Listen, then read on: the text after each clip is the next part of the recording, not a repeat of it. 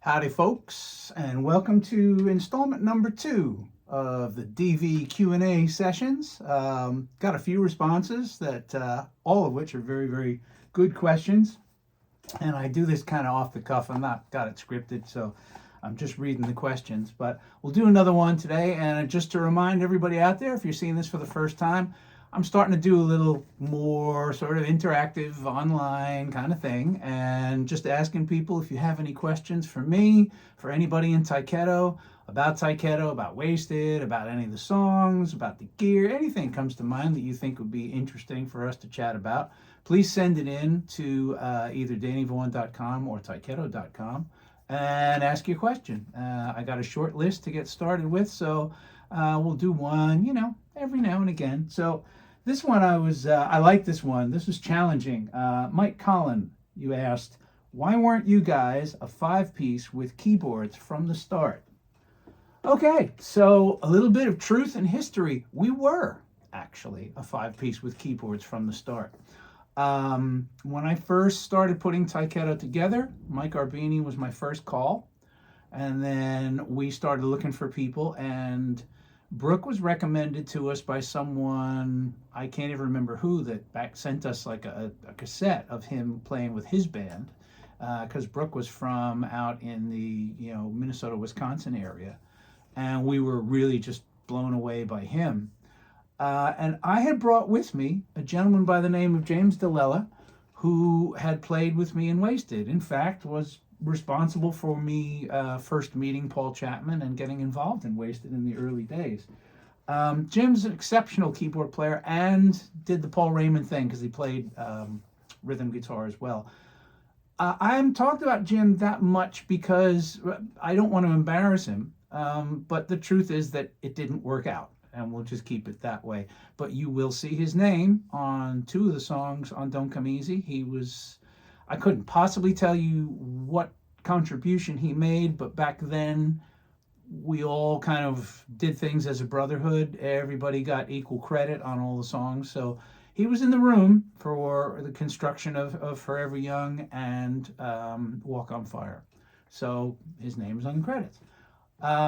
Unfortunately, personality-wise, it didn't work. Kind of sort of the same thing that happened with Wasted. He was there for a while, and then he wasn't. So when we first started the band, one of the bands that we were looking at to be like, okay, this is who we want to emulate, believe it or not, was Night Ranger.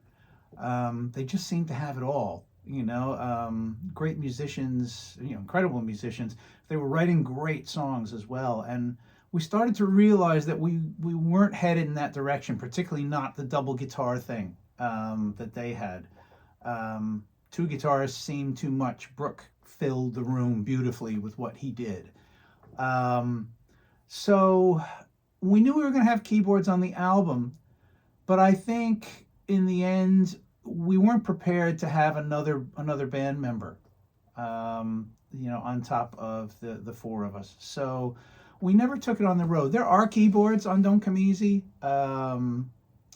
Things like Burning Down Inside, they're quite obvious. In Forever Young, they're not so obvious, but they are there.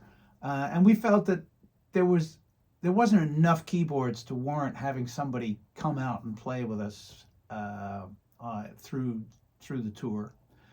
Could have been a financial reason as well. One more mouth to feed. Could be. I don't remember. When all that changed is when I got introduced to Jed Rylands, working on his project, Rage of Angels. He asked me to come in, and I think I sang 2 songs on that Rage of Angels album. I do remember we filmed the single coldest music video I have ever been involved in. We were absolutely blue by the time that was finished.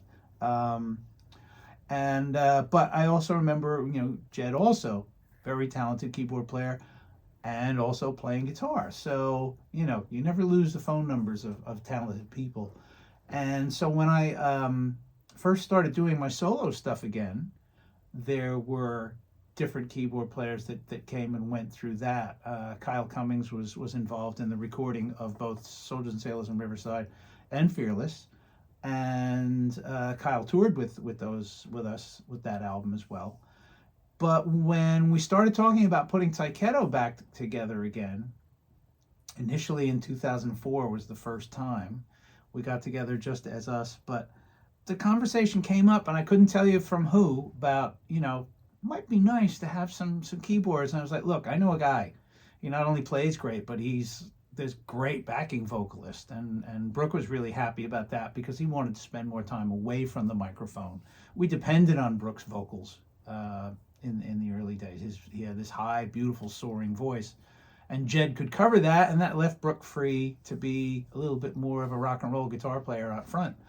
So it's been, I want to say 10 years, it could be 12, since Jed first played with us, which was where we started rehearsals in Holland for a European tour. And he's been with us ever since. So I think that covers our entire keyboard history. We did have Bobby Lynch as well, another great keyboard player. He was involved in the Diggin' Deep album. And again, so keyboards filtered their way in slowly but surely into Tyketto music a bit more and more, so that we needed a keyboard player on stage, whereas at one time we didn't really, that it wasn't enough. But now there is, and he's never gonna leave. So I hope that answers your question. That is the history of Tyketto and keyboards. So stick around. We've got a great year coming, and I'll do some more of these every now and again. Send your questions in. We love them. So everybody have a great day. Bye.